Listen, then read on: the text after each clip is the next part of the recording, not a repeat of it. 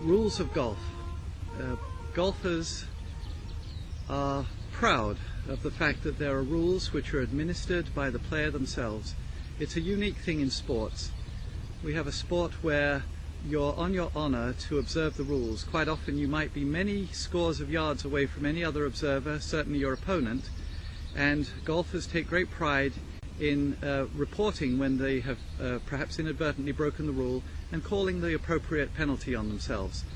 This is something worthy of pride. It's an appropriate thing. So awareness of the rules is important, and I am the first to admit that the official rules book is a somewhat small and rather dry, tricky thing to read. I would suggest that if you find it so, then there are many publications which are illustrated rules. They contain the same rules, but they do help by showing you photographs and diagrams to in fact interpret the rules, and it's very helpful. I'm going to try and do the same thing here on the website. The principal rule of golf is that you should play the ball as it lies. Now that expression probably doesn't need a great deal of explanation, but I'll give you a couple of examples of how people perhaps break that rule. First of all, when you're on the tee, you indeed may suspend some of those rules.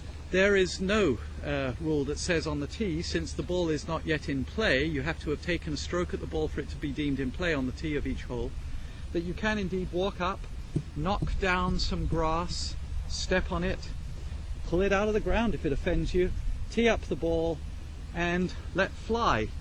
And in fact, that is legitimate.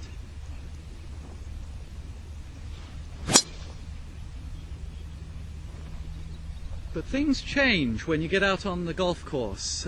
Through the green and even onto the green, you may not improve your lie. So when you're hitting an iron shot, you may not walk up and relocate the ball, either with the club or your foot or your hand. You may not step down on the grass behind the ball. You can't tear up a piece of grass that's getting in your way. You can't, for instance, step over the branch of an inconveniently placed tree and spin so that it's out of your way. You're only allowed to move a branch if it's done in fairly taking your stance. And you're not allowed to pat down the club behind the ball. You're only allowed to lightly ground it.